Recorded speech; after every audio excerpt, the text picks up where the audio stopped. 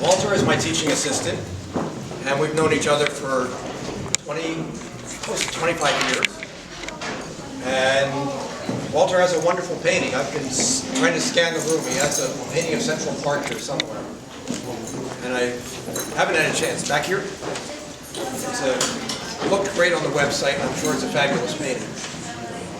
So next year, the reason I asked Walter to pose for me is because there's a great tradition here at the Salmagundi Club of artists painting artists. And when the outgoing president has their portrait painted, they have another member of the club, right? Paint their portrait, and my friend John Trainer painted Claudia. And before that, Frank Mason painted Richard Young. And it's an old tradition. If you go over to the Frick, there's a painting of Van Dyck painted Ron Schneider's, who was Rubens' animal painter. And it's a great old tradition, so I love having Walter pose and paint another artist. And then next year we're going to switch, and Walter's going to paint my portrait. Very cool. All right, now, let me just talk for a minute or two about my philosophy of painting, my approach, because it's a little bit different than what most people are doing. The way most people are taught to paint is they start with a white canvas, they start with a white picture plane, and then they use linear perspective to draw the portrait onto that picture plane, and then because it's a white canvas, they have to move from dark to light to make a painting, and then finally they use aerial perspective to create the space of the painting. And what I like to do is just the reverse of that. I like to start out with the space, because that's essentially what we're painting. There's nothing flat in our subject matter. So I immediately want to get rid of the picture plane, because it starts me out on a flat surface, and since I'm not doing a flat painting and I don't have a flat subject, there's no reason to have a flat surface to paint on. So I imagine the canvas as an empty space, the same as the space Walter is occupying. So I come at it exactly the opposite of what most people are doing. So I start in space, and now instead of building on a flat surface, which is the normal approach, is you build your portrait plane by plane and block by block, constructing and building. As more chairs come in, the audience is getting bigger and bigger. This is how audiences are created in the moment. So instead of building my painting on a flat surface, the way I like to think of it is more like I'm sculpting in an empty space. So instead of building plane by plane, I'm letting my figure emerge out of that space very slowly, and I'm thinking more like a sculptor than I am like a graphic artist, which is what you do on a flat plane. So it's just a little bit different approach. So then how do you do that? It's a nice idea. How do you do that? See, we did this on Thursday. We're going to get the same print again here on Thursday. But it's a beautiful idea, because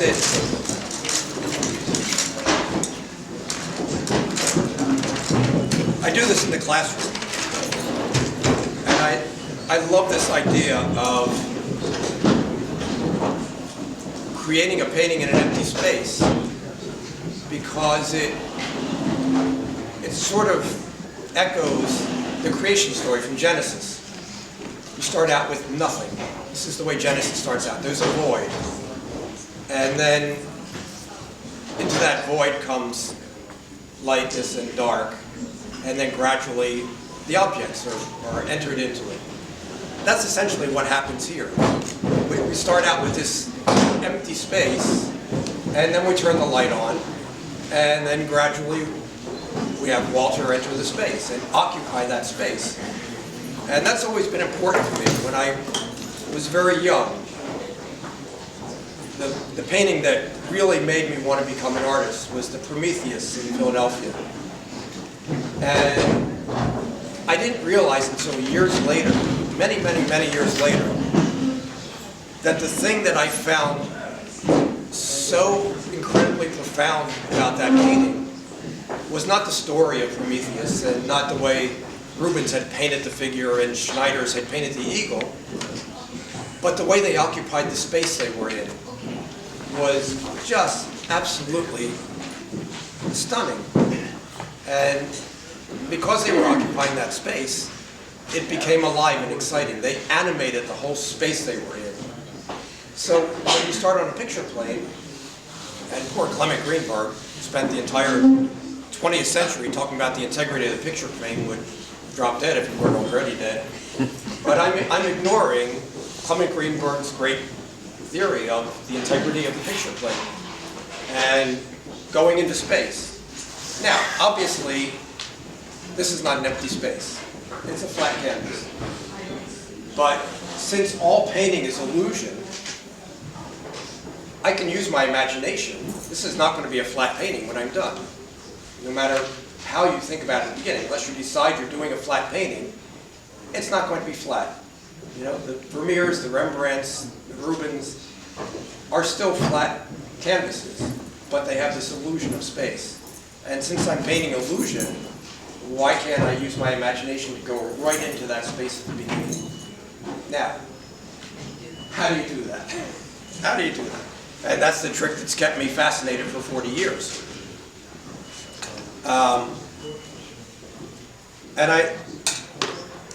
Since I'm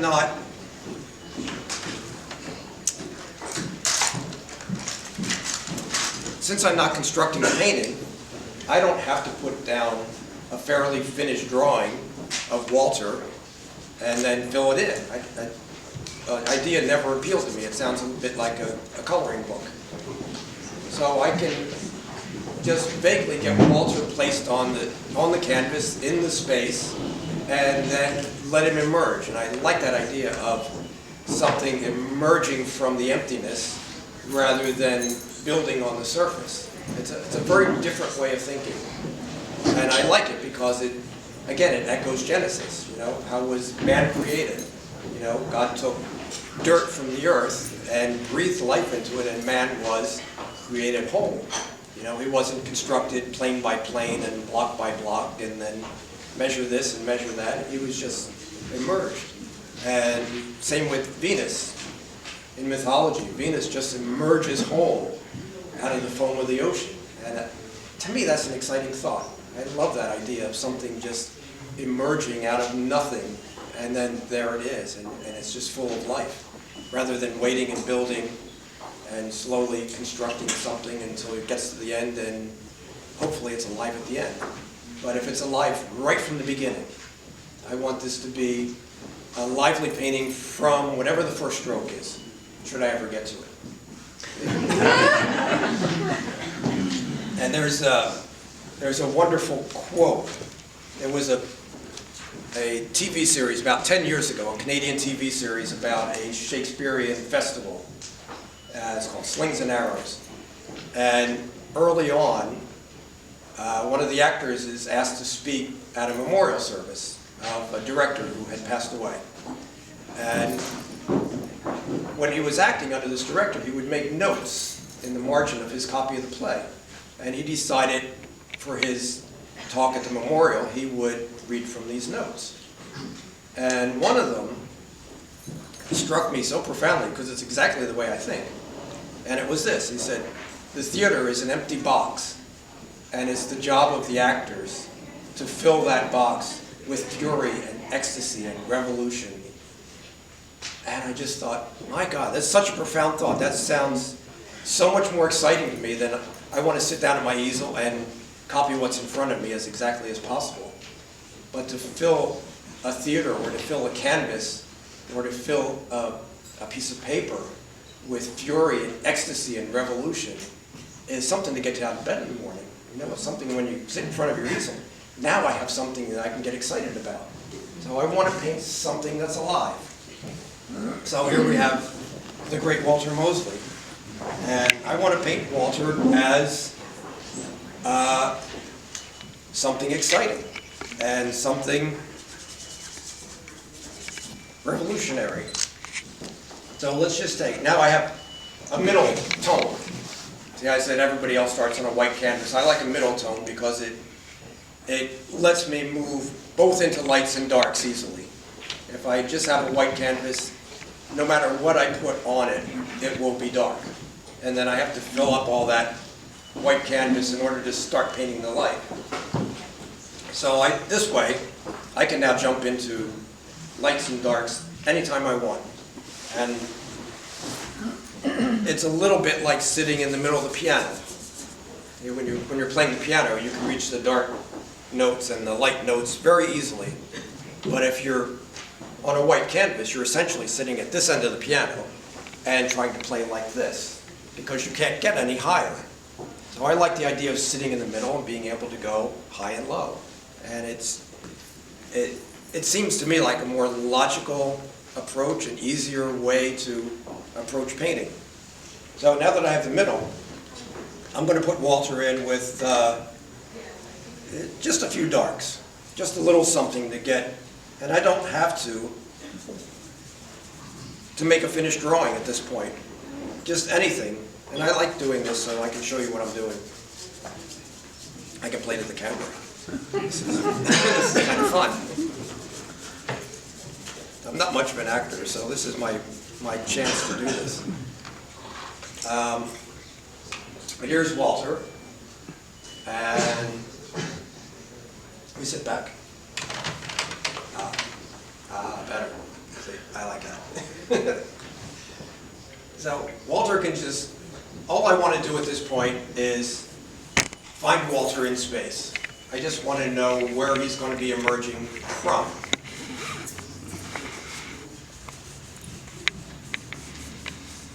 And this is as inexact as you could possibly get. Generally, this takes me about an hour. So I'm going to rush it a little bit so that we get a little bit farther. But normally I would just do this. I would just float around here rather gently for about an hour until I decided that Walter was occupying the space I wanted him to occupy. And then we can move on from there. And you're going to come up there. And that's good. What painting vehicle are you using? What? What painting medium are you using? This is, there's a combination of things. What I have in the jar is just 1 part linseed oil, 1 part turpentine, and 1 part Damar varnish, which is the basis of all mediums. And then, because I'm painting so quickly and because I like having something that will hold a little more weight, I also made some Maragé medium at home. And what's in that? And it's basically the same ingredients plus lead, and it's cooked. And you can ask me, I can give you the recipe, or you can look it up online. It was developed by the great restorer, Jacques Maragé, who was really quite brilliant as a restorer and as a chemist.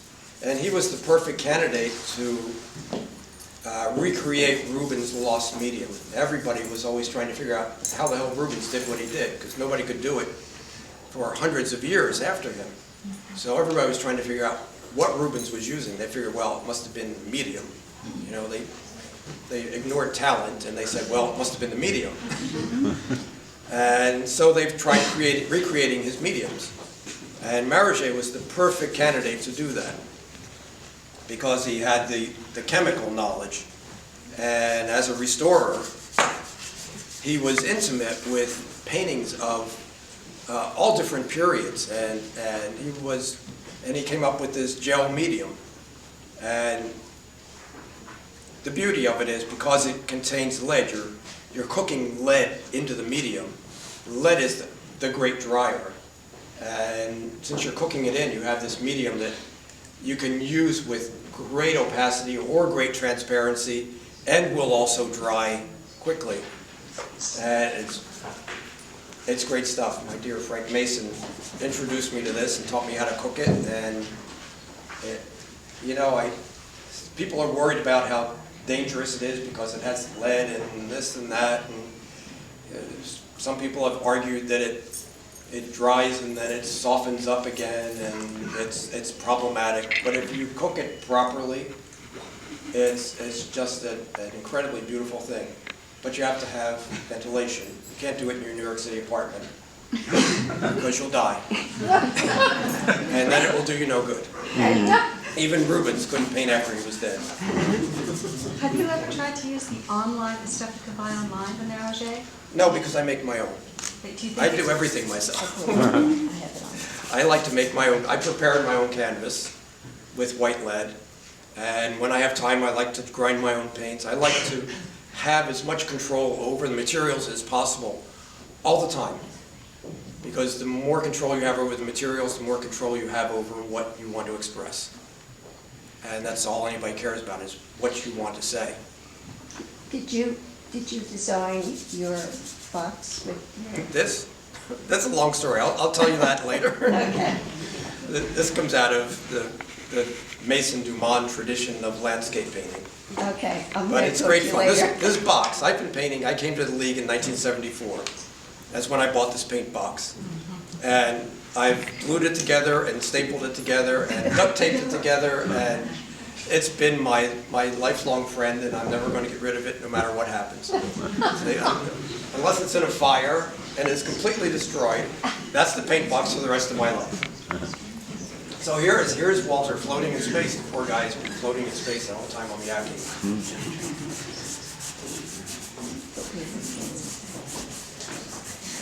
So now that when I'm comfortable with where he is in the space that I'm painting, then I can do what God did on the second or third day, is create light.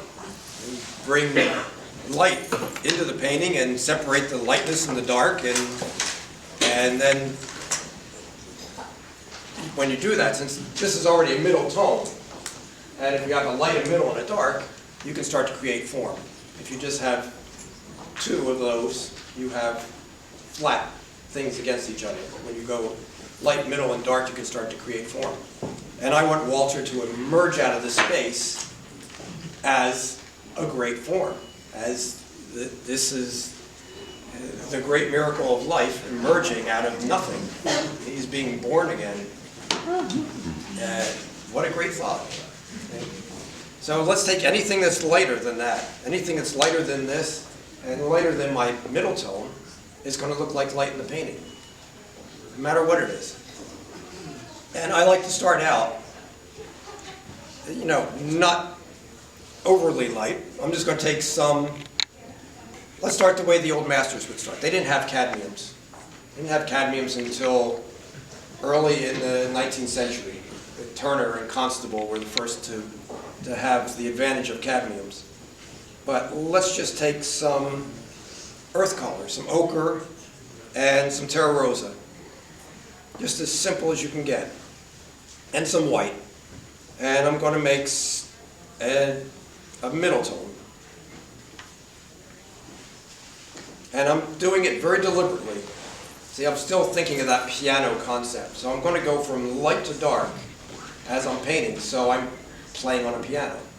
So this is I'm doing a little portrait sonata, and Walter's the accompanist, and I'm the lead musician, and we'll play a piece of music together. So here's something. This is going to obviously look light against what we just put down. And I always love, I could give you an hour-long lecture about edges, which I have many, many thoughts about, but I'll forego that and say that when I'm painting, a lot of people will start from the edges and work their way into the center of the form so that they know where it stops and where it starts. I like to start in the middle and go out and build from the center. the same way a sculptor would sculpt with clay. A sculptor doesn't start a clay sculpture by making an outside edge and then filling the clay in the center. He builds a mass and then sculpts around that. I like that idea of going up and around the form all the time, constantly reaching. Students know this gesture very well. I do this all the time in the classroom. We're going around the form all the time, behind and in front. So I'm going to start right out of the middle, and I love, the light is so important, it's so beautiful. And Walter's got such an incredibly prominent forehead.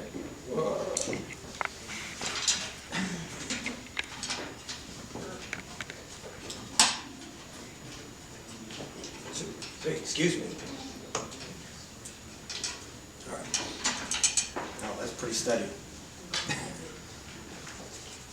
It's steady enough. So here's Walter, starting to emerge right out of the center of the form. And I haven't put in eyes and nose, but the hard part about doing a demonstration is you can't see what I'm thinking. You can only see what happens on the canvas. And if you could see my thought process, it would be so much more informative. You would see me thinking out and around the form. And even though I haven't placed his eyes and I haven't placed his nose, as I'm doing this, those things are in my head, and I am drawing Walter in space without doing a linear drawing on the canvas. He's being drawn as I'm pushing the paint around. So at this point, I can just find the shape of Walter's head. Already, to me, this is already exciting.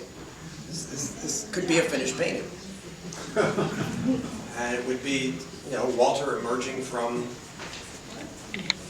the emptiness, from the void.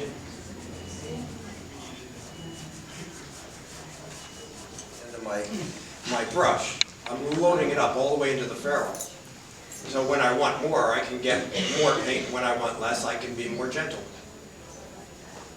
And Walter can start to emerge.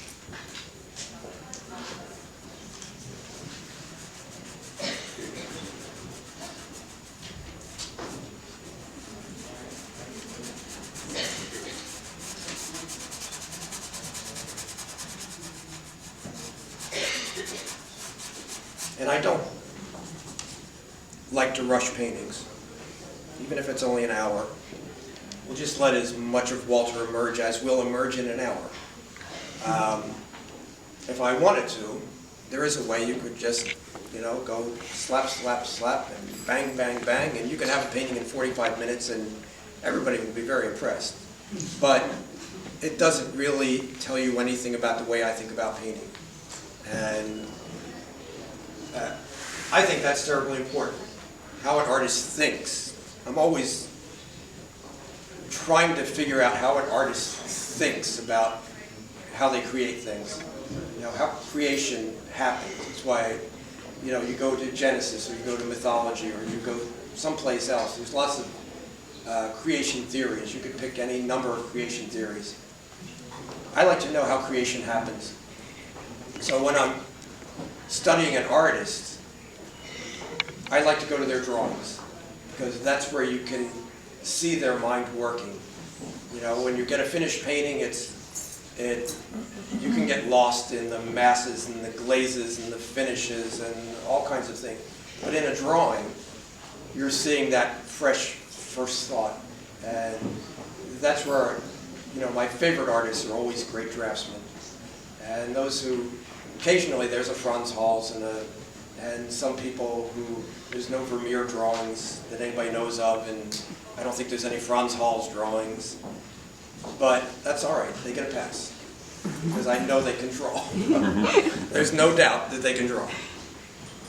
But when I'm looking at Sargent, I want to look at Sargent's drawings, and I want to look at Van Dyck's drawings, and Rubens' drawings, and Rembrandt's drawings and etchings, and they're really incredible things.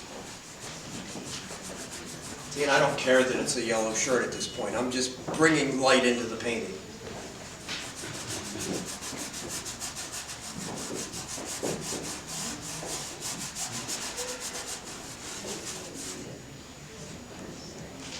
Now, once we have that, we can separate light and dark and bring some shadows. Start finding. Another way I like to think about painting is, this is one of the advantages of living in the country. You can get up in the morning and you can watch things emerge out of the mist. You know, sometimes you go out and you set up in the morning and it'll be so misty that unless you've been in that spot before, you have no idea what you're even painting. And I like to watch as the mist starts to dissipate and things start to emerge very slowly out of the mist. And that's such a beautiful moment. I love that. And sometimes you'll see a little bit of light catching a group of trees, and then you'll start to see a little shadow on the backside. And that's what I'm trying to do here, just have it emerge, a little light, a little dark, and then the form starts to develop. So this whole idea of emergence is such a beautiful thing. So let's try and find a little more of Walter here, as he sits so patiently. I just want to get a sense of character, as well as space and light and shade and all that important stuff. But character too. And Walter's quite a character. So,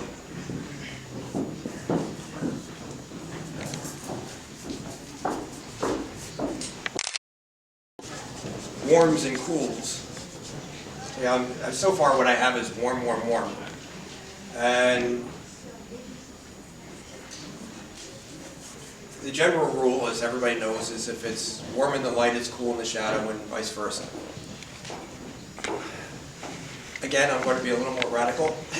And I don't necessarily stick to that, because I can put warms and cools in both the lights and the shadows, and I can get a balance that way. I don't have to separate the warms from the cools. I can let them play together. And I like that idea, that everything in the painting plays together, and the warms aren't here and the cools are there, and they can't touch each other. So I'm just going to play with what I feel like using at this point. I could use a cool for the shadows, I could use whatever I want. I just happen to feel we're in this nice warm light, and I want to go with my warms, and I just want to find Walter sitting in space here.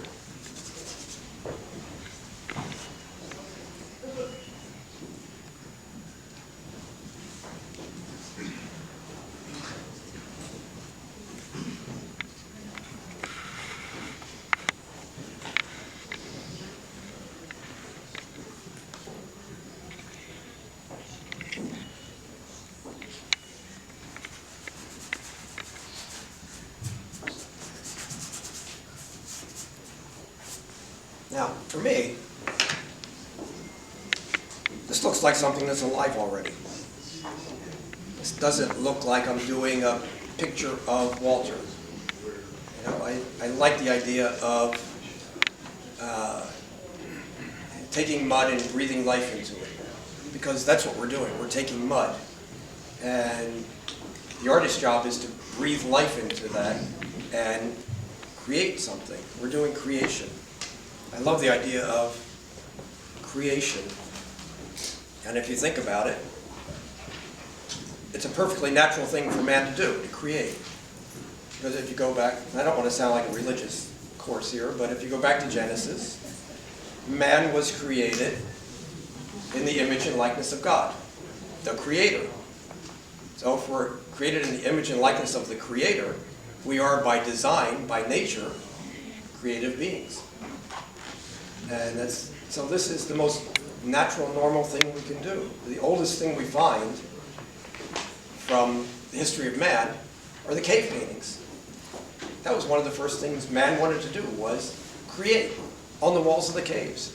So it's this very natural, long, old, noble tradition to be creative. So, now stop painting and create.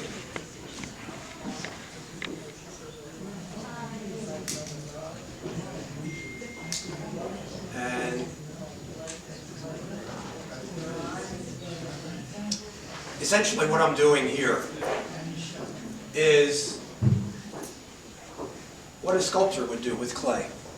I'm just getting masses of clay onto my armature and starting to find the shape of my head that I'm doing. I'm trying to get a sense of the shape of this head.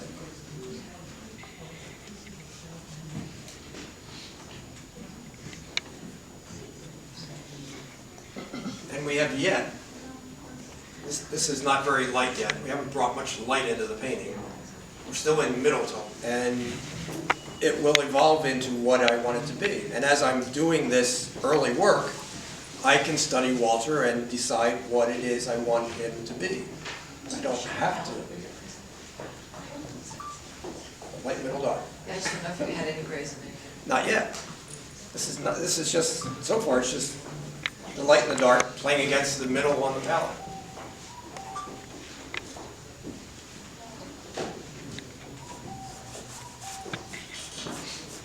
It's very amusing. Elizabeth and I have been married 29 years. And we've realized as we were setting up, Elizabeth is doing a demo tomorrow. I'm just her opening act, you realize. She's doing that tomorrow. But as we were getting ready to do this, she said, "I've never watched you paint. I've never watched her paint. You know, we painted side by side. We've been in the same studio, but we're working on our paintings." And she said, "This is going to be fascinating. I've never watched you paint before." So tomorrow I get to watch her paint. Isn't that an amazing thing? There you are. You know, I've seen unfinished paintings. I've seen things in progress, but I've never just sat and watched her paint. And she never comes in the classroom, so she never watches me paint. And we're painting from scratch, not even doing a crit in the classroom, but painting from scratch is a great thing. So there's Walter just starting to emerge. And at this point, I want to keep the idea of space going. So even though I haven't drawn it yet, even though I've only used 2 tones, I want to start putting this head into space. And to do that, I'm going to use, it's a black background, but it has light on it, so it's not the darkest part of the painting. I can still go darker under Walter's hair or various places. So I'm going to go, let's just make it a simple black. Let's make it a simple gray at this point. We don't have to be, and I'm deliberately putting it here because that's where I want it to be on the piano. You know, I want it to be in the left hand, but not the last key on the piano. This is my bass line. See, Ann's a great pianist. Well, it's going to be down at the red medium, red deep value. That's the middle value. As a middle value in the background. And I can compare it against my, if we do this, I just put some black on the palette. I now have the entire piano from the highest to the lowest note. I have 88 chances in here to paint what I want to paint. But if I do this, it's clearly not yet black. And yet, when I put it on the canvas, this is going to be a dark. And it's going to set off, look what it's going to do to the light tones. And it's all relationships. I said this to somebody in the classroom once. I said, painting is all relationships. I said, if you have good relationships in your life, you'll be a good painter. I might as well just give up now.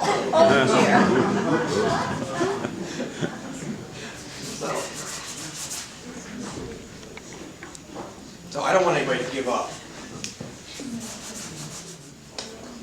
I'm not painting the fabric. I'm painting the space behind Walter's head. And that's conceptual. All of this is very conceptual.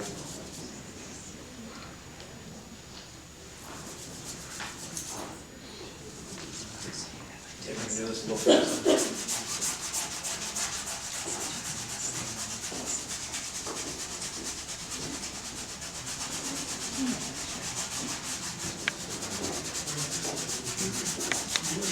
So I can be very free out here because I'm not landing on anything. I'm just painting the space behind his head.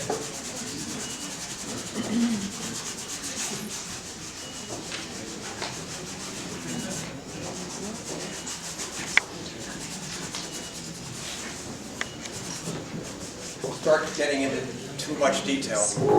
Let's just see if we can start turning this head in space. And that's done with grays. As you turn out of the light, things start to gray and disappear. And I can use, let's use something in the middle of the palette. This is right in the middle.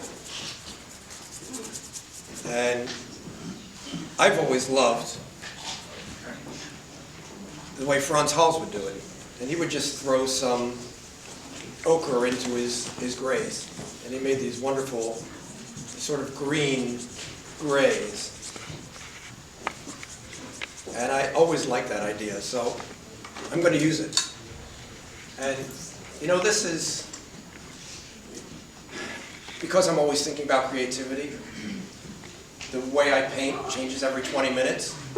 So this happens to be the way I'm painting this painting today at this moment, and 20 minutes from now I might be in a whole different direction. And they're all fine. If you want to start on a white picture plane and build a painting, that's fine. You can do a beautiful painting that way. There's no right and wrong way to do a painting. And for all the artists here, I'm going to play God for a moment and let you know that there is no such thing as right and wrong in a painting. You'll never get it right and you'll never get it wrong, because there is no such thing. And the way I explain it to the students in the league is I asked them to imagine if we had Titian and Picasso and Manet and Sargent, and instead of 35 students, we had 35 great geniuses in the room, all painting the same model. Which one of them got it right? Which one gets it wrong? And it depends on who it is. So there's no right and wrong. So you don't have to worry about getting it wrong. To me, that's very liberating. I don't have to worry about getting it wrong. I'll get it right for me and what I want to express. That's all I can do, is get what I want to express. This is actually turning into more of a lecture than a painting demonstration. But I hope you're getting something out of it. So, but it's the way I think. It's the way I like to think about painting. And it's the way I talk to myself when I'm painting. I'm talking about creativity. That's what's going on in my mind. And I know I can paint a head. So we can start to turn Walter's head with some grays.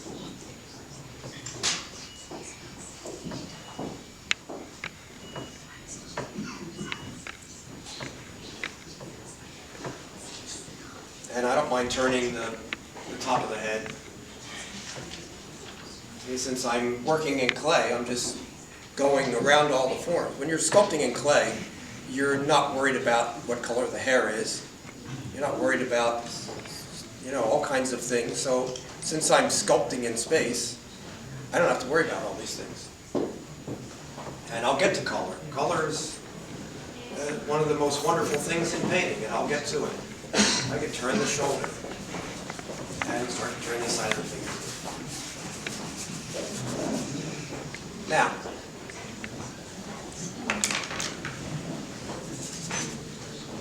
is this making any sense? Should I go on? Yes, yes. Okay. All right. There's no way out, is there?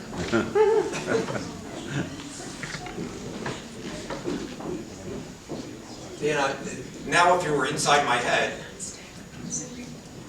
you would hear me thinking about the bone structure. Yeah, you're seeing a stroke go on the canvas, but you don't know that what I'm doing is structuring the head.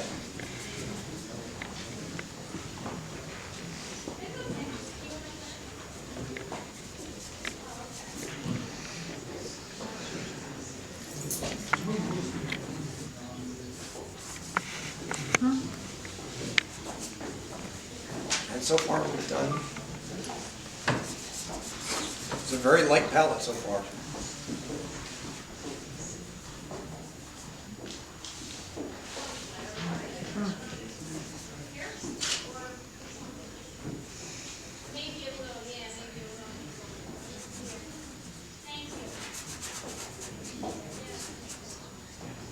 I've always been very jealous of Walter's hair.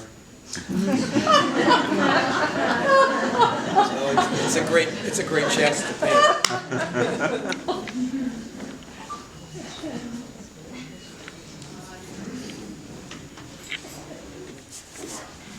All right, let's go in and go after that beautiful light on the head.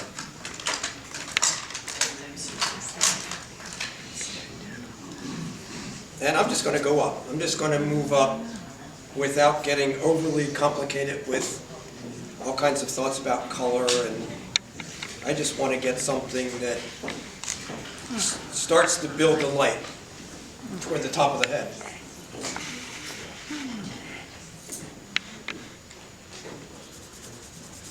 And this is, I'm just looking for something that's lighter than what I've already put on.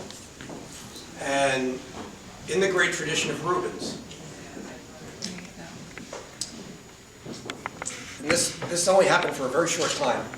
Rubens' technique of painting was to build up opacities in the lights and then let things pass off and go almost and sometimes into complete transparencies in the shadow. And we can get into a long discussion about that. There's lots of reasons for it. I happen to think it's a profoundly beautiful thought, and it died out within 100 years of his death. That died out, and by the time you get to the beginning of the 19th century, everything is opacity everywhere. It's all even. And you can do beautiful paintings that way, too. Sargent, I was reading a biography of Sargent, and at one point somebody was writing a letter, and somebody asked him about opacity and transparency. And he said, he waves it off, he said, "It's a trick."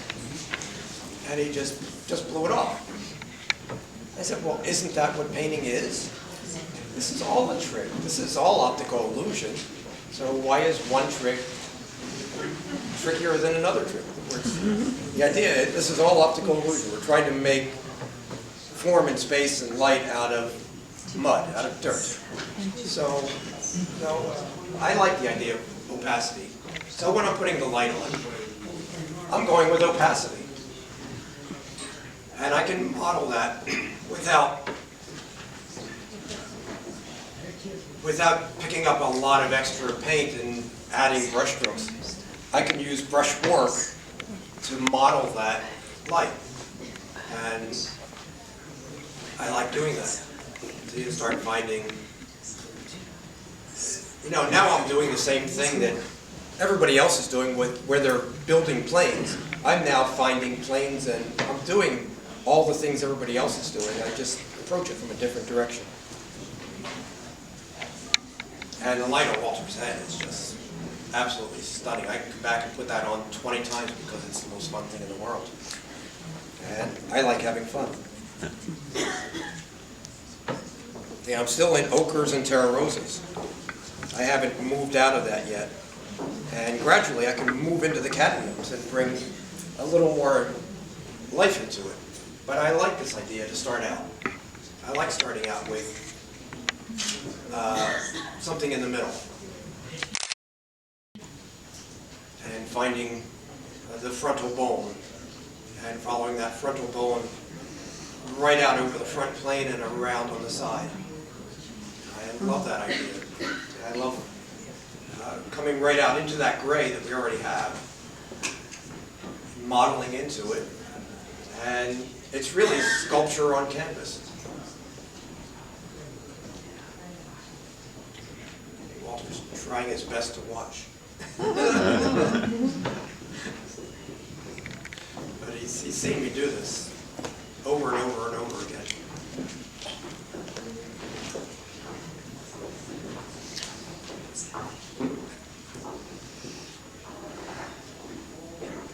In the bottom of the head, I don't want to be as big and profound as the light on the top.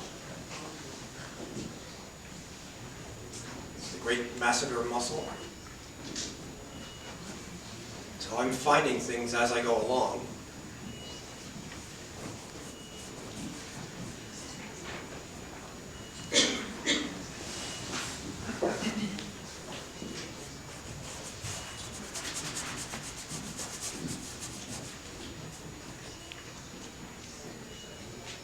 Anytime I'm finding something moving into the light, I'm using more paint and more pressure on the brush to create more opacity. And then as I go out of that, I ease up on the brush and move away.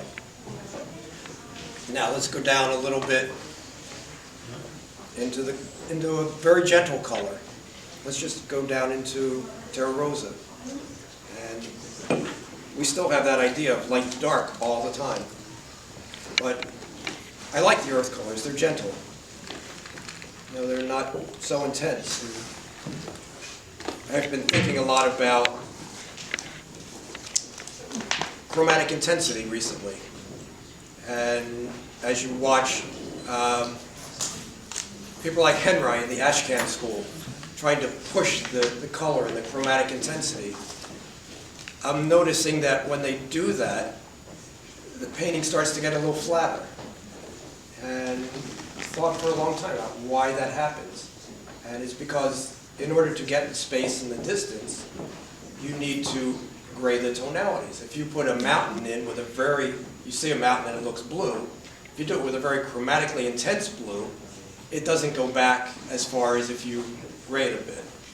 So I'm thinking about these things and playing with chromatic intensity. So I'm going to keep this as, this is still at this point a very low chromatic intensity. And flesh tones do not have a lot of chromatic intensity anyway. So it's a very safe place to be. But I can start bringing some little bit of color into Walter's face. And because I know where I am in pitch, I can't miss. See? You can't be wrong, you can't miss. Isn't that a great thought? You can't be wrong. I just find that so liberating.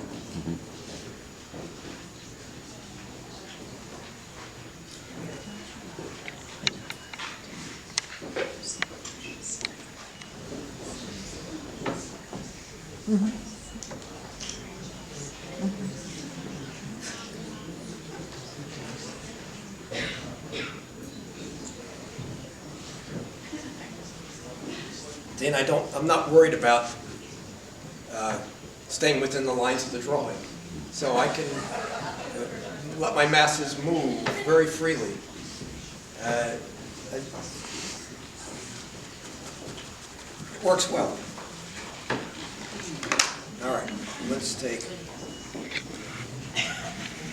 I always start out with big brushes and move to small brushes, big ideas and move to details. It's always big to small. But let's see if we can start getting a little bit more drawing in here. We can get under that bone.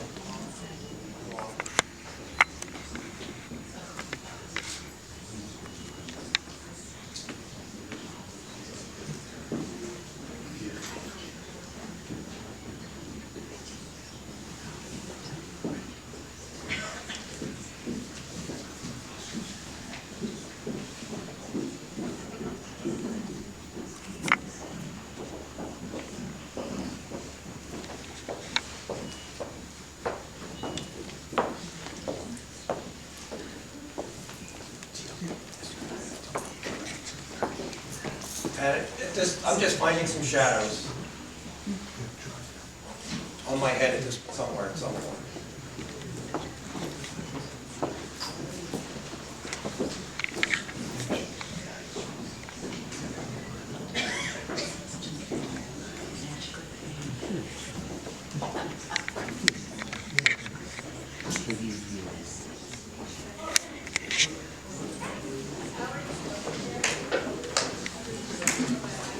Now let's go back to these beautiful Franz Hals green grays, which I love so much, and start building some of the middle planes, the middle tones.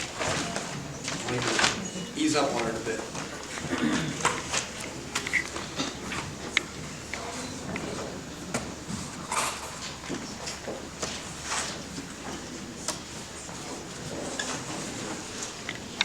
I don't know any sculptors who sculpt the nose and then stick it onto their sculpture. They model it, they build it up, and they move it around.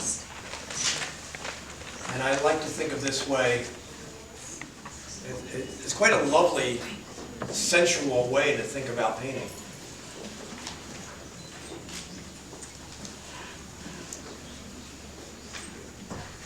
Of course, everybody will find their own way.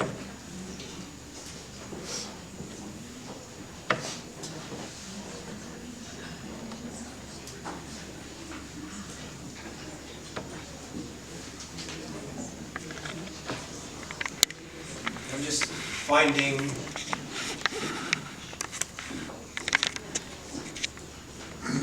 some lights and darks in construction and middle tones, and just gradually building.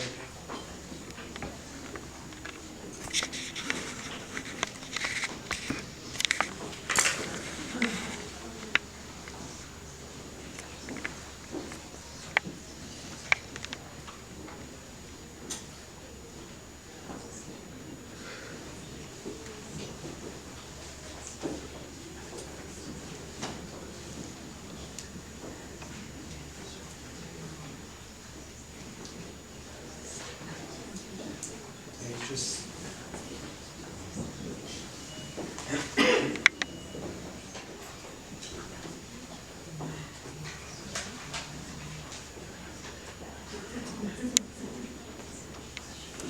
sit here and play with these forms and develop and move up into the eye socket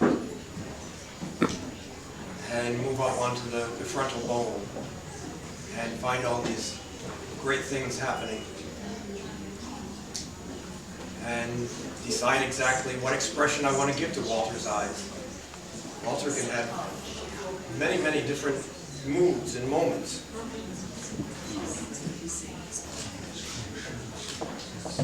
I was painting Elizabeth's grandfather once, and when I finished the painting, I felt like I could have done 6 more paintings of the same man, because there were you can't get them all into one painting. There's so many personalities, so many moods, and so many moments. If you get the twinkle, you miss the seriousness.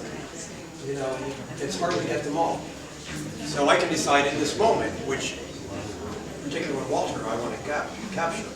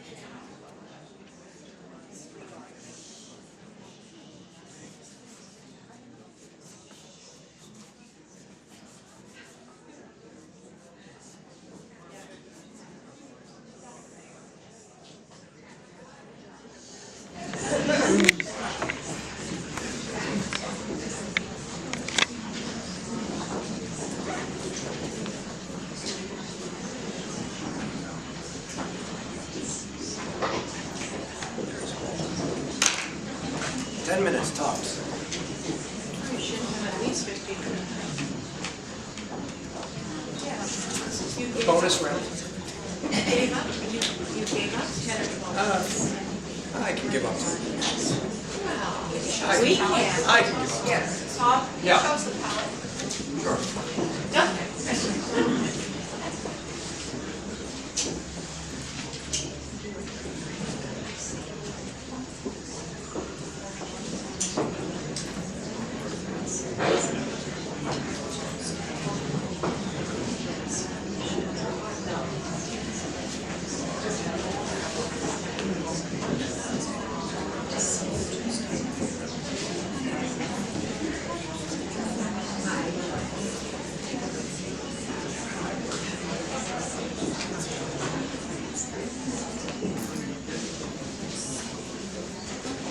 much for the caressing.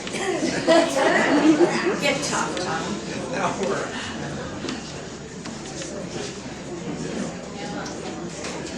The caressing part is okay for getting started. Now you're into the excitement.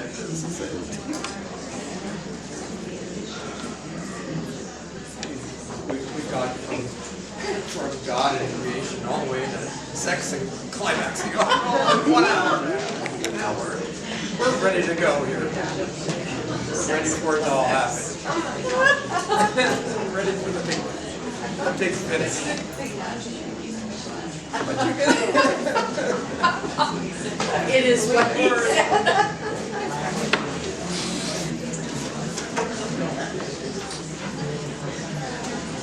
But that's why I said it doesn't matter.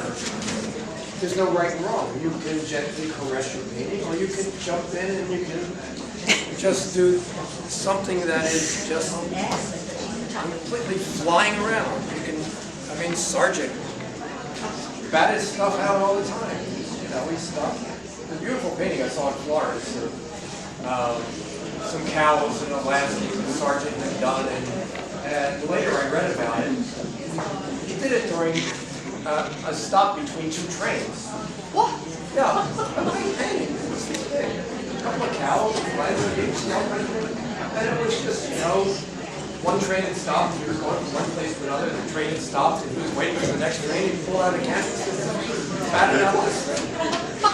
And it was incredible. So there's no one way to do anything. So if I decide if you're doing sunrise, you've got to do this. You know, if you got Walter sitting for you, and you don't mind if he ages while you finish the painting, then you can paint more slowly. But at sunrise, you've got to be up and you've got to get out there, and it changes every 10 seconds.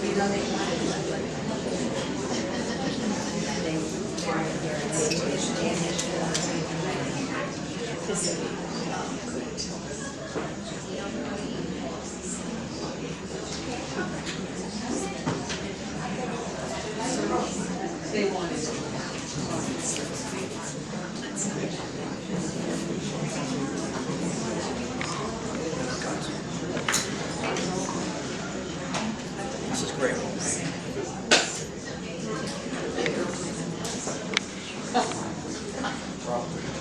I ran out of black, so I just scooped up some umber and ultramarine to the background. And it's at the same value, so it doesn't really matter. I can throw some cerulean in there if I so choose. But I want to find some of the space value.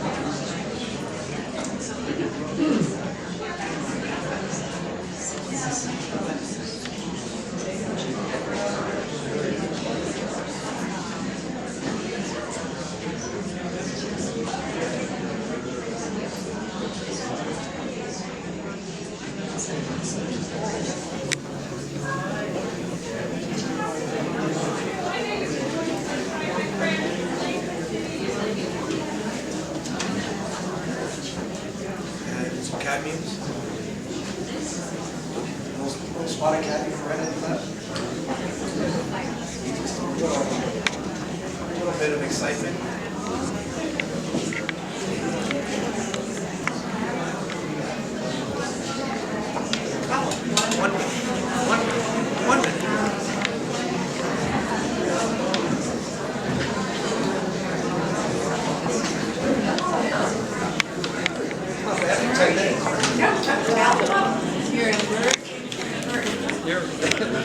As he was slowly merging, now he's being shoved out. This is it. This is the miracle of birth, you know? You're out in the world, good luck.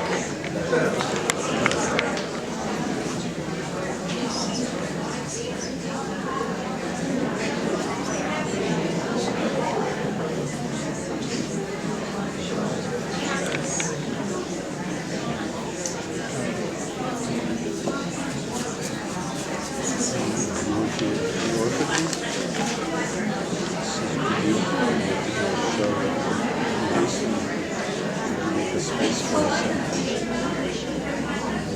Frank Mason stuff. There's just so tremendous of Frank Mason. Quality stuff. It lasts for 8 weeks.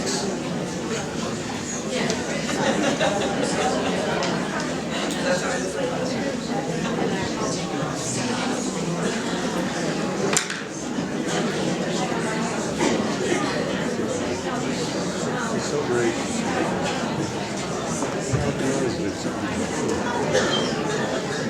My third